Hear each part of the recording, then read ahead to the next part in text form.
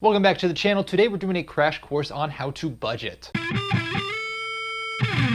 Now, if you're new to the channel or you're somebody who just stumbled upon this video on the internet and you're wondering why should I trust this guy who's just sitting in his home office, what qualifies him to tell me how to budget? Let me give you a little personal background so you know that I'm just not making a bunch of this stuff up and that this stuff actually works. I do have another video on my channel where I purchased my dream car, which is a Dodge Viper, when I was 27 years old. But if you go even farther back in my financial history than just that, I put myself through college. I went to school for engineering at the University of Connecticut. I was out of state, so the out-of-state tuition back when I went was about $43,000 per year. So in order to pay for that, I financed it through student loans, and when I graduated, I had probably about $120,000 total in student loan debt. What this means is that when I graduated, especially even at the starting salary I had as an engineer, I was living paycheck to paycheck, and after my basic expenses were paid, I had $25 total left per week that I could spend. So in the event I had anything like a car expense come up or a medical bill that I wasn't expecting, that would literally take me months to pay off with the $25 I had left over at the end. So especially if you're in a situation where you're living paycheck to paycheck, or where you're finding that you don't have any money left over at the end of the week and you're kind of wondering why, these skills are really important to help you evaluate where that money is going to, and then to adjust how much money you're spending in various categories to try to bring down your total overall spending. And that's what I personally did to get out of that situation. So the biggest issue I had with my student loan debt is that the minimum payment was $1,000 per month. Minimum payment, and the vast majority of that only covered the interest, but that's another episode. By using these basic budgeting skills and by being able to identify where I'm spending my money, it's allowed me to reallocate most of my money towards these debts so that I've been able to pay them all off. So even at 5 years ago, I still had about $107,000 of student loan debt left, and since then I've paid off 100% of that. I also had a car loan because my old car was kind of failing and I needed the reliable transportation. It was just spending more time in the shop than it was on the road at that point. So I paid off all of that vehicle. I also purchased a house, and if you've never purchased a house, in addition to the down payment, the closing cost is thousands of dollars. And then obviously I bought my dream car, which is the Dodge Viper that I released in the other video. Now I'm trying to get better about when I film these videos to when I edit them. So when I initially bought the Viper, that was actually about a year and a half ago at this point. Since then, I've also upgraded my daily driver, and that is completely paid off as well. So right now I have a sports car, a motorcycle, and a luxury SUV all paid in full. I have a house. I'm still paying on the house, but I have no other outstanding debts or loans whatsoever. And I'm also in a position now that if I had any expenses come up, such as an unexpected car maintenance bill, medical bills, anything like that, I'm in a comfortable position that I could reasonably afford it without really having to stress the bank account too much. And I haven't had any external help to pay for these bills. My parents or grandparents, all those people, they didn't really contribute anything to any of these. I didn't make some miracle stock investment. I'm not going to sell you some ridiculous 12-step program that costs $5,000 to promise you success in the future. I did all of these things with a relatively normal day job that most people can achieve on their own that doesn't pay an astronomical amount of money. Even now, a year and a half after I've got the Viper, I've gotten a big promotion and a bunch of raises since then, I'm still making well less than a six-figure salary. These things are all completely achievable on a realistic income level. So that said, it's definitely worked for me. That's why I'm sharing these skills. These are very important skills to have. So let's get into it. First, what is budgeting? Budgeting really is the relationship of how much money you make to how much money you have available to spend. So it can go either way. For example, if there's a car that you want to buy that's $20,000 and you have a period of time frame that you want to save up over, let's say over the course of a year, budgeting can be, hey, how much money do I have to set aside every week if you get paid every week to be able to afford the car by the end of the year? Grabbing my calculator real quick, let's say it's a $20,000 car, you get paid once per week, so there's 52 weeks in a year. You're going to divide the $20,000 cost of the car by the 52, and that tells you have to put aside $384.62 per week in order to have that money to pay in cash for that vehicle at the end of the year. Now, this premise is going to be the same whether or not you're saving for a car or even just the down payment on a car, or if it's something smaller like a vacation, a new TV, maybe you have a known medical expense that's coming up or some known car maintenance that you're going to have to cover. It's going to be the same principle, it just might be a different time frame or a different dollar amount. And the reason that I like to break it down into a 1 week time frame is most people people get paid on a weekly basis. If you get paid every other week, feel free to divide it by 2-week pay periods instead. Some people get paid monthly. Some people it's easier to divide it out by the full month. That's okay as well. I just personally find it helpful to find out how much I make per paycheck and then how much I have to take out per paycheck to cover these known expenses. Then there's the other end of budgeting where I have a known income and I'm trying to figure out what I can realistically afford to pay for something like a car payment. This is a little more complex and really encaptures everything that budgeting is about. Now, to do this, it's really about understanding your income level and your expenses that are recurring. And in both cases, it's really important here to be honest about what you spend in different categories, preferably with historic data of what you normally spend. Same thing on the income side too. So for example, let's say I make $500 a week if I work a 40-hour week, but let's say I work a 30-hour week, 2/3 of the time, well then I can't really calculate my income based on this 40-hour average. I have to factor in that most of the time I only work 30 hours. Same thing with people who work overtime. They say, oh, I work 50 hours sometimes and that gets me an $800 paycheck, but when I only work 40 hours, I get a $500 paycheck. If at all possible, take the lower threshold of what you make in a week. That way, if something happens where you're only given a certain number of hours, if your work kind of dictates your schedule, or if they get rid of overtime pay altogether, you know that you'll still be able to afford all of your expenses based on that minimum income level. That's the preferable way to do it. I understand for a lot of people, my previous self included, that's not really possible to afford everything based on that minimum income level alone. In those cases where you consistently do have that guarantee for more hours or more income, what I would still do in those cases is take it over a several month span and then divide it out by how many weeks there are. That way you have an average representation of what you make per week. So let's say, for example, you're calculating your average over the last 4 weeks. The first week you earn $500, the next week you earn $400, and then the next 2 weeks you earn $600 per week. So that's $2,100 total. Divided by the 4 weeks, that's $525 on average. Final note is make sure you're also using the post-tax value. So if you get paid $1,000 before taxes and then $600 after the taxes and Medicare and Medicaid and all that is taken out, use that net value that actually goes into your pocket at the end. I've seen some people calculate it and say, oh, well, I make this many dollars an hour, therefore I should have this much at the end of the week. No, Uncle Sam is going to take his cut and that number is going to be a lot lower. Sorry to be the bearer of bad news if you are just getting into the job market. Now, using the average is a very realistic expectation of how much you can expect to earn as income per week, and we're going to do the same method when calculating our monthly expenses. Going over to the expense side, it's the same thing. If you have a utility bill that kind of fluctuates, for example, if you have a gas bill or an electric bill for your house, or something as simple as the price of gas to commute to work, or the cost of groceries. Sometimes you eat more, sometimes you get different varieties of foods that cost more or less. Your grocery bill is never going to be the exact same week after week after week. That's just not realistic. So try to gather as much historic data as you can for whatever living circumstances you've had. So for example, if you've only been in a house for a month or two, pull both months for your electric bill. If you've been in that same house for 5 years, pull all 5 years of data if you can to get the average. The one caveat being if there's a set point where you know the price increased. So like, let's say if a year and a half ago, all of a sudden the electric bill doubled in my area just because of the rate change, I would take that as a hard cut point and only calculate it based on that information going forward, because you know that old rate no longer really applies. Start by averaging your income. All the fluctuating expenses you have, get an average for those, and then try to add them all up in both categories over a set period of time. So for most people, that's 1 month, because like phone bills, insurance bills, things like that, rent, those are all due on a monthly basis. Stepping back real quick, I did say you have to be honest and very thorough about what your monthly expenses are. This includes not only the things that you have to pay for every single month, but also things that you know you're going to have to pay for on a yearly basis. You can break it down to how much you have to save each month in order to pay for these things long term. So a big one that I often see people miss is like a vehicle registration, or if you pay like a house insurance once per year. I know a lot of people who do that instead of paying it monthly, or like taxes at the end of the year, something like that where you're not actively thinking about it throughout the year necessarily. It's also good to keep that in the back of your mind and divide it by the number of months to get your monthly costs, and then tack that on to your normal monthly expenses as well. That way you have some of these longer term financial things that you spend on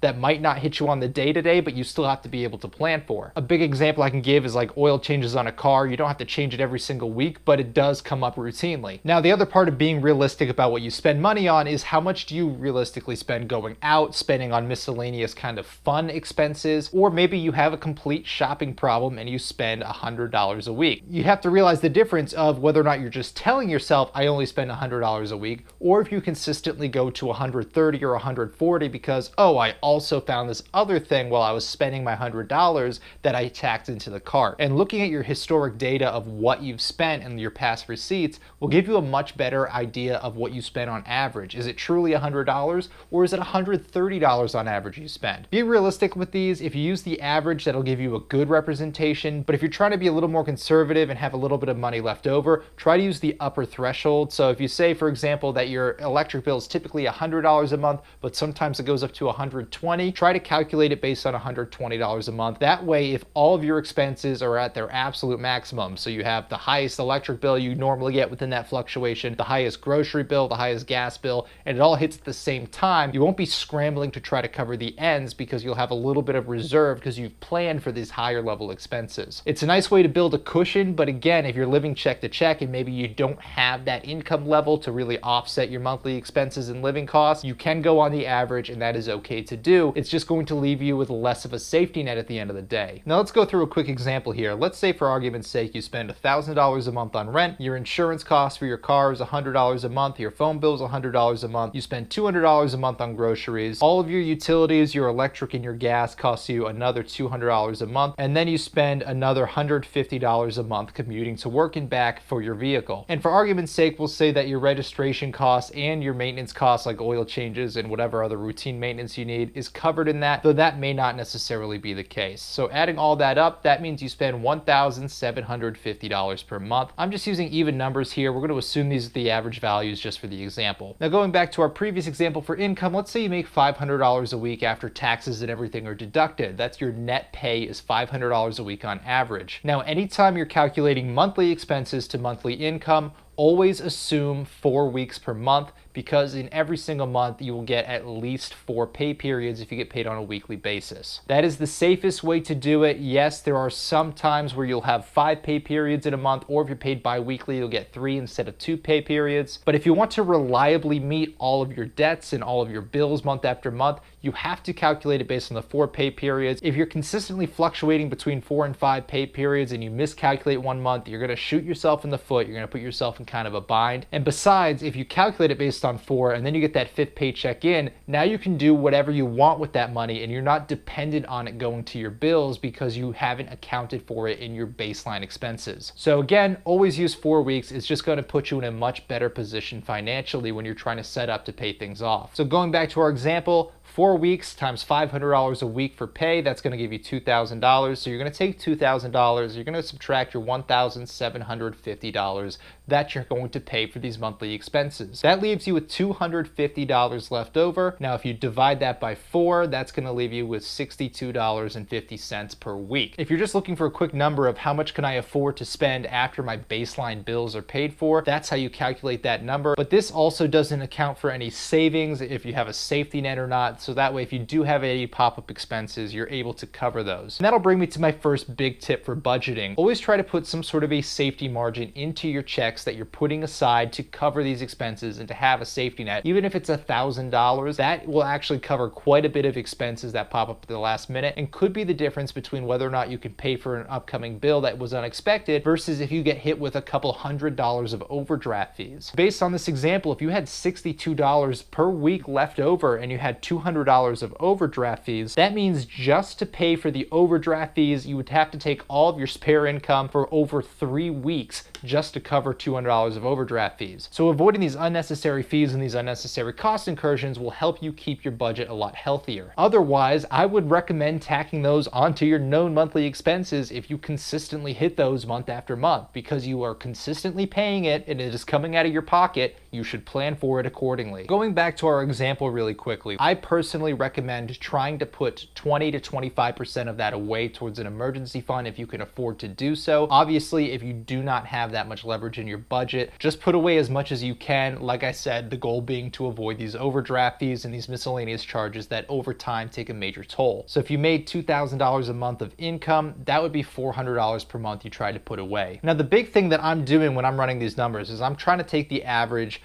of what you're making per week and what you're spending per week on expenses and comparing the two to give you a weekly breakdown of what you have left over. But the thing is, you're still only paying for these things once a month. So what I try to do is take every single paycheck, figure out how much has to be set aside only for my monthly expenses, and then don't touch that money until I need it for whatever that expense is. So in our example, if we had $1,750 of monthly expenses, we have 4 paychecks over that time. That means we're going to have to take $437.50 per week and put it to the side and not touch it just to cover these monthly expenses. This brings me to the biggest mistake that I see when people fail to budget properly, and that is seeing that they have a balance in their account now and assuming that they have that money available to spend. So for example, let's say I check my account balance, I see, oh, there's $200. That means I can go out to dinner and I can afford to buy something on Amazon and I can buy myself a new Xbox game. And that's not necessarily the case. Going back to our example, let's say your car payment is $600 a month, but you're making $500 a week and there's $200 in your account. Now let's say your car payment is due Monday, you get paid Friday, and it's currently Wednesday. But you say, oh, I've been working hard this week. I deserve it. I've earned this. I have money in my account. I'm gonna spend it. Treat yourself. And you go out and you spend $150 and you buy yourself a couple things. Then you get your paycheck Friday. Now your account balance is up to $550. But then you get to Monday, your car payment gets withdrawn and your account balance is -50. And guess what? You're getting hit with overdraft fees. This is the point I'm trying to make. It doesn't matter what your account balance is showing right now. You have to know what the minimum balance needs to be at all times to appropriately cover your upcoming expenses and having that financial foresight to know that those things are coming. Going back to our example real quick, if your total monthly expenses are $1,750, you need that $437.50 per week to put aside. Let's say all of your expenses are withdrawn exactly on the first day of the month. So that means after your first paycheck, you have to have $437.50. That means you treat that as your minimum balance, and whatever spending you do does not go below that amount. Then when you get your second paycheck, your minimum balance should be at or above $875. It's that initial amount times 2. By the third week, when you get your third paycheck, it would be $1,312.50, so that amount times 3. And then with your fourth paycheck, it's going to go up to the $1,750, and you do not touch that money at all until the first of the month hits and all of it gets withdrawn to cover your expenses. Even though you're seeing a balance of almost $2,000 in your account, that is not money you can spend. It's money you've already spent elsewhere. It just hasn't cleared yet. That's really what it boils down to, is even though you have a balance, it is not balance that is available for you to go and blow. Now let's say hypothetically that you're somebody who has difficulty tracking this minimum balance and keeping an eye on it and making sure you don't violate it because you don't actively check it every single time you swipe your debit card. Here's what I recommend. Go to a bank and open a second account. It doesn't take a lot of money to do it. Even if you have $50 to $100 to get the account started, that is an ample amount. All of your recurring periodic expenses, so anything that's on a monthly or yearly basis, it could be your car payment, utilities, rent, insurance, even your registration, like I said before, anything that comes on a yearly basis, maybe taxes. Take all that money and either auto deposit it or manually deposit it to the second account. Do not touch that money, and then auto withdraw all of your expenses directly from that account that you're depositing for. Then that way, even as the value fluctuates, you know that you have the appropriate amount in there at all times. This is especially helpful if you have a bunch of different expenses that are withdrawn on different days. So for example, if you have a mortgage that's withdrawn on the 1st, and then a car payment on the 4th, and then your mobile payments on the 15th, and maybe your utility bill doesn't hit till the 27th, it gets a little murky of when the money's deposited versus when the different things are withdrawn. It's a little harder to calculate. This is the easiest way to maintain it and to not have to actively worry about it all the time. And in fact, this is what I personally do for all of my recurring monthly expenses. And then all of the leftover money, in addition to a savings fund that you have set aside, I would put into a separate account and then treat that as your spending account, the cash that you have on hand that you could afford to spend on different things. Let's go back real quick to the start of the video where I said you have this much monthly income, you know your monthly expenses, and you have X amount left over. How much of that can you reasonably afford to spend on something like a vehicle? Now this is going to come down to to a number of factors, including how comfortable you are spending that money on a vehicle versus on other things, if there's other expenses you're trying to save up for, like a vacation or a house, and pretty much where your priorities lie. I mean, if you really want to spend 100% of your income on a vehicle that's going to depreciate, you can do it, but as a long-term investment, it's not a smart one. But on top of that, you have to also factor in all of these expenses you aren't thinking of that will also go up with that new vehicle. Now, the biggest ones that I see people forget about are the increase of insurance costs, the increase of cost to register the vehicle, or if your state has a property tax on vehicles, the tax increase because of the value increase, and the change of fuel economy in your vehicle will increase or decrease the gas costs or diesel costs for you to commute to work. And then finally, recurring maintenance costs. So for example, if I have a brand new BMW, it's going to cost a lot more for parts and service than if I have a 2001 Honda Civic, which is basically made of Legos. That's not scientifically accurate. Don't quote me on that one. It's actually made out of Twizzlers, but you get the point, right? The parts are a lot cheaper on a vehicle like that than they are on a newer luxury vehicle. And over the course of the year, it uses more oil. It might use a more expensive oil. The tires are going to be more expensive. The brakes are going to be more expensive. These recurring routine maintenance costs are just going to be higher. You have to factor that in as well. So creating some new numbers here, let's say that you have $500 of income left over at the end of the month after all of your expenses are paid for. And let's assume that your safety net is covered, all of the money that you want to set aside is already covered, everything is covered. This is strictly $500 you have left that you are looking to spend on a vehicle. So you say, okay, I can go out and I can buy whatever I can get for $500 a month, but that's not necessarily the case. So if you break down the registration cost increase, my 2003 Forester was like $130 a year to register. But like I said, I got a new luxury SUV after I got rid of that, and it's literally 2.5 times the cost per year to register. And it's still a 10-year-old vehicle, but because it's so much more valuable than the previous car was, it's still going to have an increase in cost. So if you break down that difference for what it costs per month, let's say that's $25 per month. So now we have $475 left per month. Next, we have to look at the fuel economy of our vehicle, and this is really going to depend on how much you drive per year. So the average person drives 12,000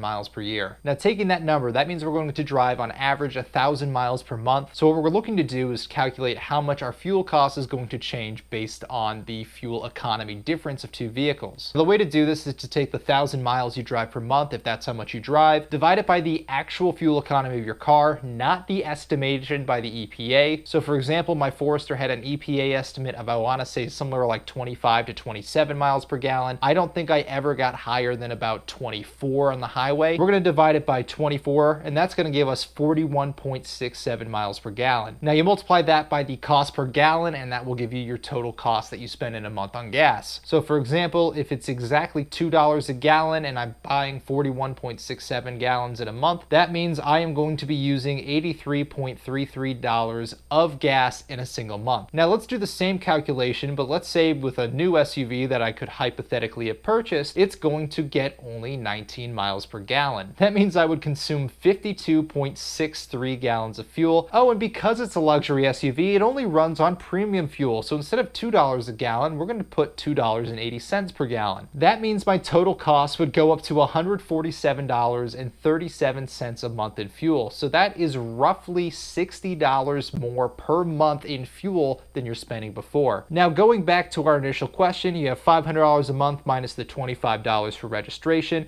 Now you have to subtract an additional $60 a month you're spending in fuel, and then you look at the insurance increase as well. The Subaru Forester that I had was like $70 a month to insure. My new car is somewhere around $110 a month. So let's say it's a $40 increase per month. Now adding on the last one, the oil changes, the maintenance, let's assume that we have a comparable number of, we'll say, mechanic incidents where they need repairs or replacements, but we'll assume everything on this one is about 10% more expensive, and that'll work out to $15 per month. Again, that's assuming really good reliability. These may not be realistic numbers. I'm just trying to use round numbers for an example here. So after all of that, you no longer have $500 a month because this new car is going to cost you a lot more money in other places you didn't account for. So when you deduct all of these other, I would say, hidden expenses that are associated with the car that will also go up, that leaves you with $360 per month now, which is only 72% of the initial amount you had. So going back to what I said initially, it's very important to really understand all of your expenses that are recurring pretty much on all levels. That way you have a realistic depiction of where your money is going to. Now let's backtrack and tie a bunch of these things together really quickly. A big reason that I tell people to check historic data to get a much more realistic sense of how much they spend is that when they actually look at the historic data and how much they spend, they always think about things on an isolated incident of, oh, it's not that much more. Oh, I also got a good deal on this. It's not that bad.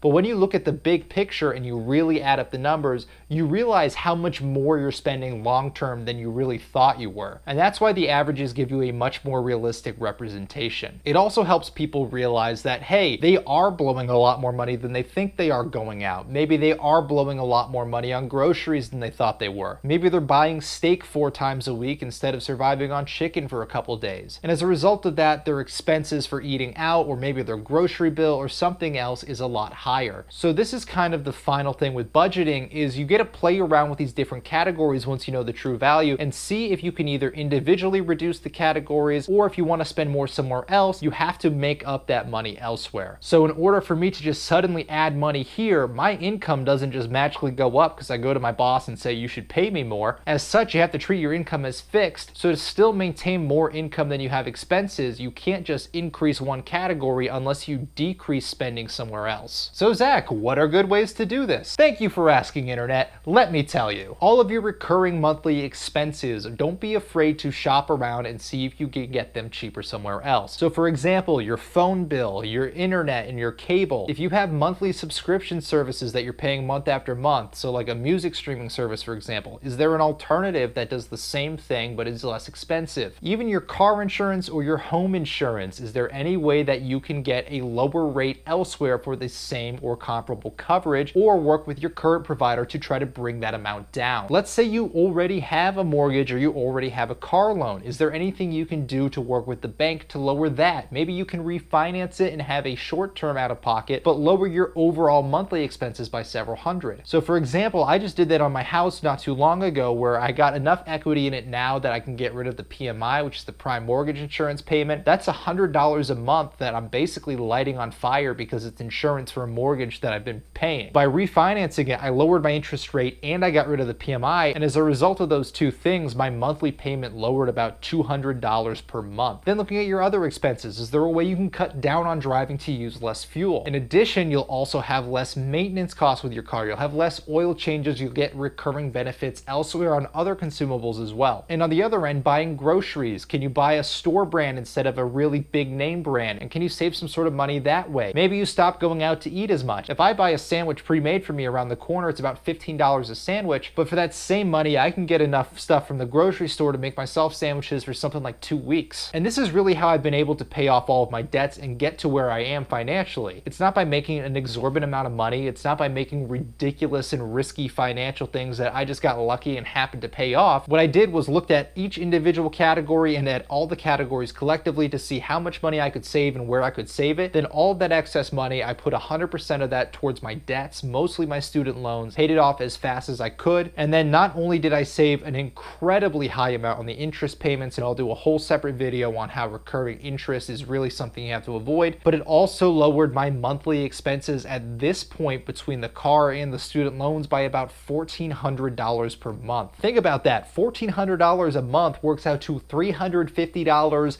per week I now have extra to spend elsewhere. That is literally life-changing. That means I can suddenly afford to go out almost every single night of the week just because I don't have those two payments anymore, because I got rid of them by sacrificing money elsewhere for a prolonged period of time and getting rid of those debts. So that's what it comes down to. It's setting these goals and targets for yourself and then going through and actually making sure you meet them spending wise. Don't just say, oh, I can drive less and therefore afford it. Make sure you can actually realistically hit that target. Otherwise, long-term, it won't be sustainable and it won't work out for you. There you have it. That is my crash course and introduction on budgeting. I hope you guys enjoyed the video, and thank you guys for watching. There's no way I did that math right.